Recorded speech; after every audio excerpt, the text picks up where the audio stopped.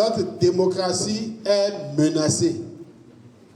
Nous avons eu 2019-2023 un parlement monocolore qui a détruit le pays, qui a détruit notre dispositif démocratique, qui a détruit nos libertés. Aujourd'hui, nous ne devons plus jamais permettre cela. Mais la menace est là. La menace est grande. Quand ils disent qu'ils veulent 20% pour les autres et 10% pour eux, ce n'est pas pour rien. Le passage des 28 députés démocrates à l'Assemblée nationale les dérange. Et ils ont envie de retourner au Parlement monocolore. Allez-vous permettre cela? Non. Allez-vous permettre cela? Non. Allons-nous permettre cela? Jamais. C'est pour ça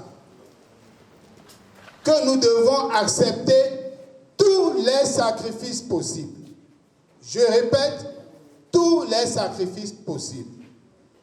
Le premier sacrifice, c'est le rassemblement de toutes les forces, l'ouverture, la main tendue, si vous voulez, les mains tendues. Tous ceux avec qui nous avons travaillé hier, tous ceux qui n'ont pas travaillé avec nous hier, qui comprennent aussi le danger et qui veulent venir avec nous, ne leur fermez pas la porte.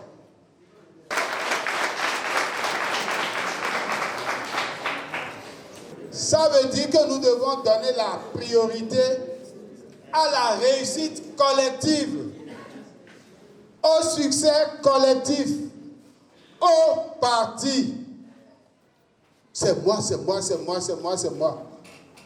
Qui d'entre nous maîtrise le souffle dans 5 minutes? Le souffle de demain? Personne. Regardons notre parti. Pourquoi le parti? Parce que nous voulons faire de ce parti l'instrument qui réhabilite l'homme, qui restaure la démocratie. L'action publique, sa finalité, c'est de faire de l'homme un homme digne. C'est de faire en sorte que l'homme trouve à manger 1 fois, 2 fois, 3 fois par jour. C'est ça le sens de l'action publique. Que nous ayons des encadreurs ruraux qui indiquent aux paysans, voici les bonnes techniques, qui discutent avec les paysans des meilleures techniques qu'ils emploient et qui les aident parfois à les améliorer. Le sens de l'action publique, ce n'est pas d'aller confisquer, d'aller voler le soja que les gens ont produit. Ce n'est pas ça. C'est de les amener à produire davantage. C'est de les amener à trouver des débouchés au juste prix. Et si on veut transformer ce soja à l'intérieur, il faut le leur acheter au juste prix. Voilà le défi que nous avons, de restaurer notre pays, de restaurer les hommes et les femmes qui vivent dans notre pays. Mais est-ce que nous pouvons restaurer ce défi si nous continuons d'avoir le risque d'un parlement monocolore? Est-ce que nous pouvons faire ça si on peut avoir toujours un parlement monocolore? Non. Mais est-ce que nous ne courons pas le risque d'un parlement monocolore si nous refusons de nous parler entre nous, si nous refusons de nous tolérer entre nous, si nous refusons de nous réunir, de discuter? En venant ici aujourd'hui, c'est d'abord pour vous dire rassemblement. Je répète, rassemblement, tolérance, ouverture. Faites adhérer le maximum de gens possible. Deuxièmement, tout ce que nous disons là, Malgré toute la souffrance que nous avons, vous trouvez des gens qui disent, il travaille bien, vraiment il fait bien.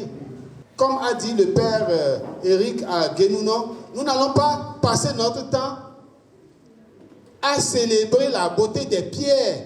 Si je gouverne pour le bien de 5% des Béninois et pour le malheur de 95% des Béninois, je n'ai rien fait de bon. Les statistiques mondiales indiquent que le paludisme tue plus de gens au Bénin en 2022, en 2024 qu'en 2015. L'indice de développement humain qui montre que l'homme a eu un minimum de progrès dans sa vie, nous avons baissé. Nous sommes passés de 159e à 166e. Nous sommes parmi les derniers de la planète. Et pourtant, il y a de jolies pierres. Il y a de jolis bâtiments. Mais combien d'entre nous vont dormir dans ces bâtiments-là? Combien d'entre nous auront même la chance d'aller à Cotonou pour regarder ces bâtiments une fois?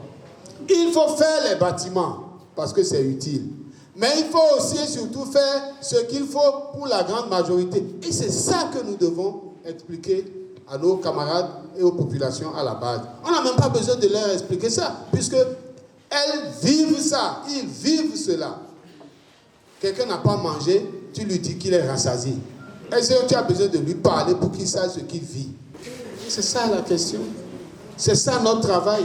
Ça veut dire que nous avons un travail de proximité, d'explication, de mobilisation, de désinformation de nos camarades.